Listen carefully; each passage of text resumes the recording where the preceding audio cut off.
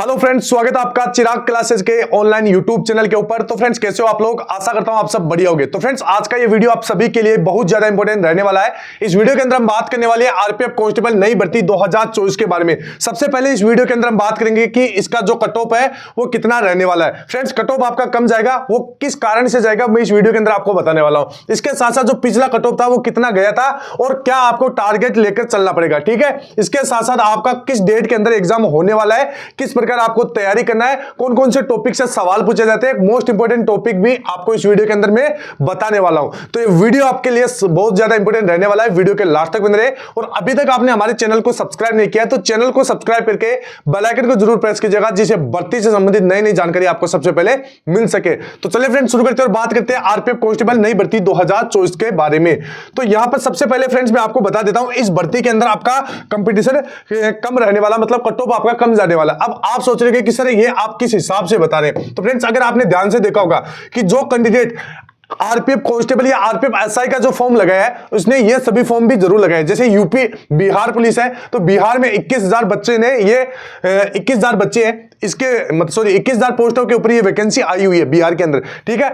इनमें से कुछ बच्चे हैं जिन्होंने आरपीएफ कांस्टेबल का भी फॉर्म लगाया है, ठीक है। आप सभी को ये चीज मानना पड़ेगा, क्योंकि ऐसा कोई बंदा नहीं है जो एक एग्जाम की तैयारी करके चलता है, क्योंकि पता उसको लगता है कि क्या पता इसके अंदर सिलेक्शन ना हो, ठीक है। इस वजह से बहुत सारे एग्जाम का वो फॉर्म भरता है, ठीक है। तो मान लीजिए जैसे बिहार पुलिस में 21,000 पदों के ऊपर ये वैकेंसी है, ठीक है। तो इसमें से कुछ बच्चे हैं जिन्होंने आरपीएफ कांस्टेबल का भी फॉर्म भरा है। इसके साथ साथ बिहार एसएससी में 12,000 बंपर वैकेंसी है, इनमें से कुछ बच्चों ने आरपीएफ कांस्टेबल का फॉर्म भरा है। यूपी पुलिस है 60,000 पदों की वैकेंसी है, इसमें से कुछ बच्चों ने आरपीएफ कांस्टेबल का भी भरा है। एनटीपीसी है, टेक्नीशियन है, एएलपी है। इसके बाद में जैसे आरपीएफ की आपकी खुद की वैकेंसी है। इसके बाद में सीजीएल है, तो और एमटीएस है, और इसके साथ साथ एसएससी जीडी है, ठीक है। एसएससी जीडी जो पिछली भर्ती है 46,000 बच्चे हैं जो अपना सिलेक्शन लेंगे। इसके बाद में जो नई वैकेंसी है 2024-25 वाली, उसमें 39,000 पद है, ठीक है। तो ये सारे बच्चे हैं, ये कांस्टेबल का भी फॉर्म भरे, ये चीज आपको मानना पड़ेगा, ठीक है। इस वजह से आपका कंपटीशन कम रहने वाला है। इसके बाद में आप यहां पर मैं आपको ये बताने वाला हूं कि कट ऑफ क्या रहने वाला है, ठीक है। तो ध्यान से देखिएगा। तो वीडियो में आगे बढ़ने से पहले मैं आपको बता देता हूं, अगर आप भी रेलवे के किसी भी गवर्नमेंट जॉब की तैयारी कर रहे हो, चाहे वो आरपीएफ कांस्टेबल है, चाहे वो एसआई है, चाहे आपका वो कोई सा भी एग्जाम है, ठीक है। जैसे अगर आप एसआई की तैयारी करना चाहते हैं तो यहां पर किरण पब्लिकेशन की बेस्ट बुक मार्केट के अंदर आ चुकी है सब्जेक्ट वाइज, ठीक है। यहां पर आप देख सकते हैं ये बुक आपकी रहने वाली है सोल्ड पेपर की बुक। 23 सेट इसके अंदर आपको मिल जाएंगे। टीसीएस पैटर्न के ऊपर ये बुक रहने वाली है। 2018 से लेकर 2019 के सभी यहां पर सवाल मिल जाएंगे विद सॉल्यूशन के साथ। ये बुक रहेगी आपकी सब इंस्पेक्टर एसआई के लिए, ठीक है। इसके बाद में सब इंस्पेक्टर एसआई के लिए 22 सेट की ये प्रैक्टिस बुक रहने वाली है, जिसमें 2018 से लेकर 2019 के हल प्रश्न पत्र भी इसके अंदर आपको देखने को मिल जाएंगे, ठीक है। सभी मेल एंड फीमेल इससे तैयारी कर सकते हैं। इसके साथ साथ यहां पर आप देख सकते हैं, अगर आप कांस्टेबल की तैयारी कर रहे हैं तो कांस्टेबल के लिए एक रहेगी आपकी ये बुक, ठीक है। ये भी किरण पब्लिकेशन की रहेगी, 41 सेट की ये बुक रहेगी। टीसीएस पैटर्न के ऊपर है। 2019 के जितने भी पेपर है वो व्याख्या सहित इसमें आपको सॉल्यूशन देखने को मिल जाएगा। अगर आप प्रैक्टिस बुक परचेज करना चाहते हैं कांस्टेबल के लिए तो 22 सेट की किरण पब्लिकेशन की ये बुक आपको मिल जाएंगी। इसके अंदर 2019 के सभी हल प्रश्न पत्र दिए गए हैं, ठीक है। तो ऑल ओवर बहुत बढ़िया यहां पर ये सभी बुक है। अगर आप एसआई और कांस्टेबल दोनों की तैयारी कर रहे हैं तो ये बुक आप परचेज कीजिए। इनसे बाहर आपका कुछ भी मटेरियल नहीं जाने वाला, ठीक है। तो इन सभी बुक का लिंक मैं आपको डिस्क्रिप्शन बॉक्स में दे दूंगा, वहां से क्या करना है, इनको जाना है, परचेज करना और अपनी तैयारी को और भी ज्यादा बेहतर बनाना है। क्योंकि फ्रेंड्स यहां पर किरण पब्लिकेशन है जो आप सभी को पता है, इनसे हूबहू सवाल आपको एग्जाम के अंदर देखने को मिलते हैं, ठीक है। तो ये बुक्स आपके लिए बेस्ट बुक साबित रहने वाली है। अब यहां पर हम आगे बढ़ते हैं तो सबसे पहले आपकी जो वैकेंसी है, तो यहां पर ये देख सकते हैं रेलवे की वैकेंसी है। ऑल इंडिया कैंडिडेट इसकी तैयारी करते हैं, ठीक है। और यहां पर ये सारा इससे भर्ती संबंधित ये सारी डिटेल है, ठीक है। इसके बाद में यहां पर कांस्टेबल के 4,208 पद है और सब इंस्पेक्टर के 452 पद है, ठीक है। इसके बाद में यहां पर आपको मैं बता देता हूं, इसके सिलेक्शन प्रोसेस की बात करें तो सबसे पहले आपका कंप्यूटर बेस्ड एग्जाम होगा। इसके बाद में जो ये बच्चे पास हो जाएंगे उनका फिजिकल एफिशिएंसी टेस्ट होगा और उनके बाद में फिजिकल मेजरमेंट टेस्ट होगा, ठीक है। इसके बाद में स्टेज 2 के अंदर यहां पर डॉक्यूमेंट वेरिफिकेशन होगा। तो स्टेज 3 के अंदर आपका मेडिकल एग्जाम होगा और फाइनल मेरिट के तहत आपका सिलेक्शन ले लिया जाएगा, ठीक है। इसके बाद में ये तो होगी इसके सिलेक्शन प्रोसेस की बात। अब यहां पर आप जान लीजिए कि इस कांस्टेबल वाले एग्जाम के अंदर कितने कितने सब्जेक्ट पूछे जाते हैं और क्या नेगेटिव मार्किंग है, ये सारा कुछ यहां पर आप देख सकते हैं। तो सबसे पहले अगर आप देखेंगे सब्जेक्ट 3 सब्जेक्ट पूछे जाते हैं। रीजनिंग जिसमें 35 सवाल पूछे जाते हैं, 35 नंबर के पूछे जाते हैं। मैथमेटिक्स 35 सवाल पूछे जाते हैं, 35 नंबर के पूछे जाते हैं। जीके जीएस 50 सवाल पूछे जाते हैं, 50 150 नंबर के पूछे जाते हैं, कुल यहाँ पर 120 सवाल पूछे जाते हैं 120 नंबर के, ठीक है। प्रत्येक प्रश्न यहाँ पर 1 अंक का होता है, नेगेटिव मार्किंग यहाँ पर 1/3 की आपको देखने को मिलेगी, ठीक है। तो सबसे बड़ा मैटर है यहाँ पर 50 नंबर का जीके जीएस, इसको सबसे पहले आपको तैयार करना है। मैं आपको बताऊंगा कि कौन कौन से मोस्ट इंपोर्टेंट टॉपिक है जिनसे हूबहू सवाल आपके एग्जाम के अंदर पूछे जाते हैं, तो ठीक है, उनको आप तैयार कर लेना है। और इनको तो आप ध्यान में रखना ही है, क्योंकि रीजनिंग और मैथमेटिक्स इसमें कुछ ज्यादा नहीं है। आप पिछले साल के पेपर देख सकते हैं, जो क्वेश्चनों का लेवल था वो बहुत इजी था, पेपर इतना हार्ड नहीं आता, इजी पेपर आता है, लेकिन आपको पेपर को अटेम्प्ट करना आना चाहिए, ठीक है। अब यहां पर फ्रेंड्स आगे बताऊंगा, ध्यान से देखिएगा। सबसे पहले आपको किस प्रकार तैयारी करना है। अभी आपके पास लगभग 45 दिन का समय बाकी है, ठीक है। इन 45 दिनों के अंदर आपको लगभग यहां पर कितना घंटा स्टडी करना है, यहां पर आप देख सकते हैं। सबसे पहले मैं आपको समझा देता हूं इसका रूटीन, ठीक है। यहां पर आप देखोगे डेली स्टडी टाइम ड्यूरेशन, यानी आप सभी के पास 24 घंटे होते हैं। 24 घंटे के अंदर से जैसे 8 घंटा आप क्या करते हैं, जैसे सोते हैं, ठीक है, फिर भी आपके पास 16 घंटे शेष रहते हैं। अभी 16 घंटों के अंदर जैसे ब्रेकफास्ट, लंच और डिनर के लिए 2 घंटे आप निकाल दीजिए, ठीक है। इसमें से फिर 2 घंटे निकालने के बाद भी 14 घंटे आपके पास शेष रहते हैं। इन 14 घंटों में से आप 2 घंटे आप डेली एक्टिविटीज में निकाल सकते हैं, ठीक है। इसके बाद भी आपके पास 12 घंटे बचते हैं। 12 घंटों में से आप 2 घंटे, मान लीजिए कोई भी और भी अदर एक्टिविटी हो जाती है, ठीक है, इनको निकालने के बाद भी आपके पास 10 घंटे बचते हैं। तो इन 10 घंटे आप डेली अगर आप तैयारी करते हैं, ठीक है, तो आपका सिलेक्शन कोई नहीं रोक पाएगा। मैं आपको पूरा शेड्यूल बताने वाला हूं, ठीक है। तो ध्यान से देखिएगा। सबसे पहले एग्जाम के लेवल की बात करें तो यहां पर एग्जाम का लेवल है वो 4 भागों में होता है, ठीक है। इजी, मॉडरेट, लेंथी और टफ, ठीक है। अब यहां पर अगर आप ध्यान से देखोगे तो इसके अंदर इजी टाइप के कितने सवाल पूछे जाते हैं, 30% सवाल आपके बहुत इजी रहते हैं, मतलब आप एक बार देखते हैं उसको हल कर दोगे, ठीक है। मॉडरेट लेवल के 50% सवाल होते हैं, ठीक है। लेंथी टाइप के 10% सवाल होते हैं और 10% आपके टफ सवाल होते हैं, ठीक है। सबसे पहले आपको क्या करना है, जो इजी सवाल है 30% उनको अटेम्प्ट करना है, उसके बाद में मॉडरेट लेवल के सवाल को, उसके बाद में थोड़ा सा इन दोनों में से आप कोई भी कर सकते हैं, ठीक है। आपको सबसे पहले इनके अंदर नहीं फंसना है, क्योंकि अगर आप इनके अंदर फंस जाते हैं तो फिर आप पूरा पेपर अटेम्प्ट नहीं कर पाओगे, ठीक है। ये चीज आपको ध्यान में रखना है। अब यहां पर आगे बढ़ते हैं, ठीक है। आगे यहां पर आप देख सकते हैं फोकस सेक्शन, आपको किन टॉपिक के ऊपर ज्यादा फोकस करना है। तो सबसे पहले आप सभी को पता है करंट अफेयर है, करंट अफेयर के यहां पर 10 सवाल पूछे जाते हैं, ठीक है। तो ये 10 सवाल आपको तैयार कर लेना है, मैं आपको टॉपिक भी आगे बता दूंगा। इसके बाद में 10 क्वेश्चन पूछे जाते हैं, तो करंट अफेयर आपका अच्छे से तैयार होना चाहिए। 1 साल का करंट अफेयर आप अच्छे से तैयार कीजिए, ठीक है। इसके बाद में स्टैटिक जीके है, स्टैटिक जीके से 15 सवाल पूछे जाते हैं। जनरल साइंस है, इससे 5 सवाल पूछे जाते हैं। हिस्ट्री है, इससे 6 सवाल पूछे जाते हैं। जियोग्राफी, इससे 5 क्वेश्चन पूछे जाते हैं। पॉलिटी एंड कॉन्स्टिट्यूशन है, इससे 5 क्वेश्चन पूछे जाते हैं। इकोनॉमी से आपके 2 क्वेश्चन पूछे जाते हैं। तो ये आपका फोकस सेक्शन है, इसको आप अच्छे से तैयार कर लेना है, ठीक है। इसके बाद में आगे बढ़ते हैं। अब यहां पर आगे आप देखोगे रीजनिंग, रीजनिंग के अंदर ये सारा फोकस सेक्शन है, इनसे आपको इनको पहले से अच्छे से तैयार कर लेना है, ठीक है। ये आप ध्यान से देख लीजिएगा। इसके बाद ये रीजनिंग का हो गया। अब यहां पर मैं आपको बता देता हूं फ्रेंड्स, फॉर्म कितने भरे गए। तो ये तो आप सभी को पता होगा, जो कांस्टेबल है इसमें लगभग 23 लाख के करीब फॉर्म भरे गए। एक सीट के ऊपर 546 बच्चों का कंपटीशन है, ठीक है। मतलब एक सीट के लिए इतने बच्चे ज्यादा, इतने सारे बच्चे उम्मीदवार है, ठीक है। लेकिन आपको इसको देखकर घबराना नहीं है, क्योंकि ये सिर्फ भीड़ होती है।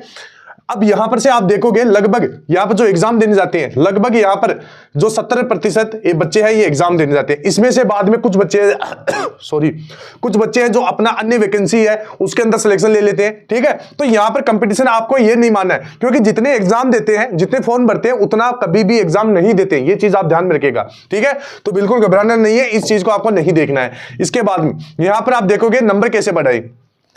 तो मॉक के अंदर नंबर बढ़ाने का सबसे पहले तरीका है, सबसे पहले एक मॉक टेस्ट लगाई, ठीक है। यानी आप लगाते होगे, अब मॉक टेस्ट लगा के उसको ऐसा नहीं छोड़ना है, उसका फुल एनालिसिस करना है, देखना है कहां पर क्या गलतियां हो रही है, वो गलतियां क्यों हो रही है, ठीक है, उसको पहचानना है।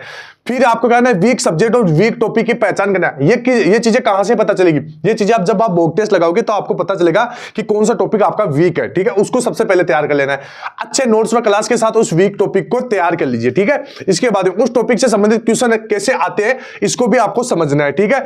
जैसे आपको देखना है कि जैसे वीक जो आपका सब्जेक्ट है, इनसे किस प्रकार के सवाल आते हैं, उसकी ज्यादा से ज्यादा अगर आप प्रैक्टिस करोगे तो आपका ये जो वीक टॉपिक है ये भी तैयार हो जाएगा। इसके बाद पढ़ाई को कम से कम 10 घंटे तो देना ही देना है, 12 घंटे ये आपकी मर्जी है, ठीक है। वैकेंसी ऑल इंडिया है तो मेरिट भी आपकी अच्छी खासी जाएगी, ये चीज आपको मानना पड़ेगा। मेरिट के बारे में मैं आपको बताऊंगा कि कितनी मेरिट जाएगी, ठीक है। इसके बाद में इसके बाद अंतिम समय में कैसे पढ़े, ठीक है। तो सबसे पहले जीके को ज्यादा से ज्यादा आपको मजबूत करें, क्योंकि 50 क्वेश्चन बहुत बड़ा वेटेज है, इसको आपको सबसे पहले तैयार कर लेना है। अब यहां पर ध्यान रखें, यहां पर तैयारी करने वाले दो तरीके के कैंडिडेट होते हैं। एक तो जो लोग नए हैं, पहली बार तैयारी करें, अभी से तैयारी करें, एक जो बहुत पहले तैयारी स्टार्ट कर चुके हैं, ठीक है। दोनों को बताऊंगा। अब सबसे पहले जो नए बच्चे हैं उनको किस प्रकार तैयारी करना है। तो नए बच्चे हैं तो ध्यान में रखिएगा, यह चीज आपको कंफर्म कर लेना है कि आपके पास समय बहुत कम है, ठीक है। आपको अब तैयार हो जाना है। अब यहां पर सारे टॉपिक है, इसकी बेसिक चीजें देख लेना है। जैसे मैथ में जितने भी टॉपिक है उनको आप देख लेना कि इनके सवालों को कैसे हल किया जाता है, ठीक है। इसके बाद फिर उनकी प्रैक्टिस करना है, अंत में मॉक टेस्ट लगाना है और पीवाईपी लगाना है, ठीक है। पीवाईक्यू लगाना है, प्रीवियस ईयर पेपर है, ठीक है। प्रीवियस ईयर के पेपर बहुत ज्यादा जरूरी है, आपको देखना चाहिए कि उनसे किस प्रकार के सवाल पूछे जाते हैं, ठीक है। वही लेवल इस बार रहेगा, कुछ ज्यादा चेंजेस नहीं रहेगा, ठीक है। तो अंत में आपको मॉक टेस्ट और पीवाईपी देख लेना है, ठीक है। तो ये हो गए नए बच्चे जो अभी से तैयारी करिए। सबसे पहले टॉपिक है आपके जो जितने भी टॉपिक बनते हैं मैथ रीजनिंग जीके जीएस में, ये सारे टॉपिक है, एक बार आप ऊपर ऊपर से पढ़ लो, ठीक है। बाद में आप मॉक टेस्ट लगा के प्रैक्टिस कर सकते हैं। इसके बाद में जो तैयारी के जो लगभग सिलेबस पूरा कर लिए हैं, ठीक है, आप मॉक टेस्ट लगा रहे हैं तो उनको क्या करना चाहिए। तो जैसे मॉक टेस्ट वो लगा रहे हैं, उनको वीक टॉपिक देख लेना है, उनको पता चल जाएगा कि भाई वीक टॉपिक कौन सा है, फिर उनकी प्रैक्टिस करें। अंत में मॉक टेस्ट और प्रीवियस ईयर के पेपर देखना है, रिपीटेड प्रश्नों को देख के, ठीक है। जो क्वेश्चन बार बार ज्यादा रिपीट हो रहे हैं उनको आपको ज्यादा ध्यान देना है, ठीक है। ये चीज आपको कैसे पता चलेगी, तो पुराने पेपर से पता चलेगी, ठीक है। इसके बाद तैयारी कैसे करें, प्रैक्टिस सेट या मॉक टेस्ट लगाते समय ध्यान देने वाली बातें कौन कौन सी है। तो पेपर पूरा एनालिसिस करें। जब भी आप मॉक टेस्ट लगाते हो तो आपको उसको लगा के ऐसे नहीं छोड़ना है, क्योंकि कई बार बच्चे क्या करते हैं, जैसे पेपर के अंदर नंबर कम आते हैं तो उस पेपर को साइड में रख देते हैं और दूसरा काम अपना करने लग जाते हैं। ये सबसे बड़ी गलती होती है। जब भी आप मॉक टेस्ट लगा देते हैं तो मान लीजिए आपके कम नंबर आए, उससे आपको घबराना नहीं है, उससे आपको सीखना चाहिए कि मेरा पेपर में क्या गलतियां हुई थी, वो गलतियां कहां पे हुई थी और क्यों हो रही है, उनको आपको सुधारना है, ठीक है। इसके बाद वीक पॉइंट को डायरी के अंदर नोट डाउन करना है। वीक पॉइंट को डायरी के अंदर नोट डाउन करने की बात मैं क्यों कर रहा हूं, क्योंकि जब लास्ट समय होगा उन लास्ट समय में आपको वो डायरी उठाना है और जो वीक पॉइंट है उन्हीं को तैयार करना है, ठीक है। एक ही क्वेश्चन को लेकर ना बैठे, क्योंकि इससे आपका समय बर्बाद हो जाएगा, क्योंकि आपको पता है 10% सवाल टफ पूछे जाते हैं और लेंथी भी पूछे जाते हैं, ठीक है। तो इनके अंदर आपको फंसना नहीं है। पेपर को 2 से 3 चरणों में अटेम्प्ट करना है। पहले आपको इजी टाइप के क्वेश्चन करना है, एक पहले चरण के अंदर, दूसरे चरण में मॉडरेट लेवल के, तीसरे लेवल के अंदर आपको थोड़ा जो टफ है उनको देख लेना है, फिर आपको जो लेंथी क्वेश्चन है उनको देख लेना है। मतलब 2 से 3 चरणों के अंदर आप पेपर को अटेम्प्ट करोगे तो आपका क्वेश्चन भी कोई भी नहीं छूटेगा और आप पूरे क्वेश्चनों तक पहुंच जाओगे, ठीक है। हार्ड क्वेश्चन को लास्ट में देखिए, पॉजिटिव रहे, सबसे बड़ी बात है। मान लीजिए आप अभी से भी तैयारी करिए तो आपको पॉजिटिव रहना है कि हाँ मैं जितना पढ़ाऊं वो अच्छा पढ़ाऊं और मेरा सिलेक्शन होगा, ठीक है। डिमोटिवेट नहीं होना अन्य बच्चों को देख के, ठीक है। इसके बाद में आगे बढ़ते हैं। अब यहां पर कट ऑफ जान लीजिए, यह है 2018 का कट ऑफ। आप सभी को पता है आपका जो 2018 का कट ऑफ था, सॉरी, ये तो आपकी जो अप्लाई कितने किए और कितने जने अटेम्प्ट किए, ये सारा डेटा है, ठीक है। ये आप देख लीजिए, शायद थोड़ा सा धुंधला दिखाई दे रहा होगा। अब यहां पर आप देखोगे जो आपकी पहले की जो कट ऑफ गई थी वो जोन वाइज गई थी। अब की बार जो जोन वाला सिस्टम वो आपका हटा दिया है। पिछले बार में आपने देखा होगा पहले एक अलग मेरिट निकलती थी, फिर उसके बाद सेकंड लिस्ट, फिर उसके बाद फाइनल मेरिट लिस्ट, ठीक है। इस प्रकार निकलते थे, लेकिन अब की बार नहीं, ऐसा नहीं होगा, ठीक है। पहले पीटी पीएसटी निकलेगी, उसके बाद फाइनल हो जाएगा, ठीक है। अब यहां पर पहले आप 2018 की कट ऑफ देख लीजिए पीईटी पीएसटी का, यहां पर आपको सारा कुछ दिया हुआ है। आप आराम से वीडियो को पॉज करके देख सकते हैं, क्योंकि मैं बताऊंगा वीडियो बहुत ज्यादा लंबा हो जाएगा। ये ऊपर वाला मेल है, नीचे वाला फीमेल है। यहां पर कट ऑफ आपका सारा कुछ दे रखा है। इसके बाद में यहां पर कुछ और जोन भी है, ये आप सारा कुछ देख सकते हैं, ठीक है। तो ये सारा कुछ कट ऑफ यहां पर लिखा हुआ है, ये आप ध्यान से देख लीजिएगा।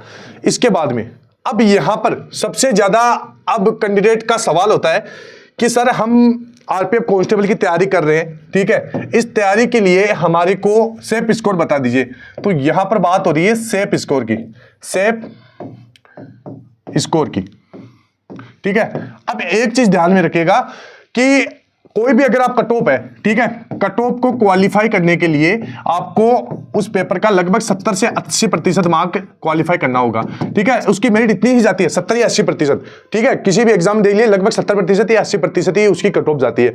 अब यहां पर जैसे आपका पेपर कितने नंबर का है, पेपर यहां पर आया है आपका 120 नंबर का, ठीक है। तो लगभग इसका आपको 80% मार्क लाना जरूरी होगा, यही आपका कट ऑफ रहने वाला है लगभग, यानी लगभग मान के चलिए 96 नंबर, ठीक है। ये चीज आपको ध्यान में रखना है। अब यहां पर फ्रेंड्स मैं आपको बता देता हूं, जैसे एक होता है आपका जनरल, ठीक है, एक तो आपका जनरल हो गया, एक हो गया आपका ओबीसी हो गया, ठीक है, एक हो गया आपका ईडब्ल्यूएस हो गया, इसके बाद में एक हो गया आपका एससी हो गया, ठीक है, एक हो गया एसटी, ठीक है। यहां का कट ऑफ ध्यान दीजिए, अगर आप जनरल कैटेगरी से बिलोंग करते हैं तो एक सेफ स्कोर में आपको बता रहा हूं लगभग 96 से लेकर 98, 120 में से, ठीक है।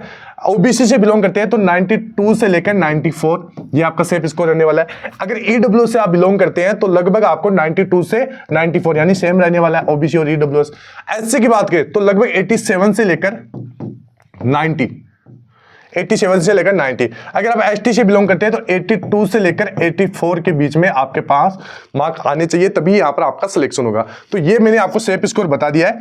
अब आपको नेक्स्ट वीडियो के अंदर मैं आपको मोस्ट इंपोर्टेंट टॉपिक बताने वाला हूं कि ये टॉपिक आपको पढ़ लेना है, तभी आपका सिलेक्शन होगा, ठीक है। तो फ्रेंड्स कैसा लगा आपको वीडियो कमेंट बॉक्स में जरूर बताइएगा। फिर मिलते हैं नेक्स्ट वीडियो के अंदर, तब तक के लिए जय हिंद, जय भारत, वंदे मातरम।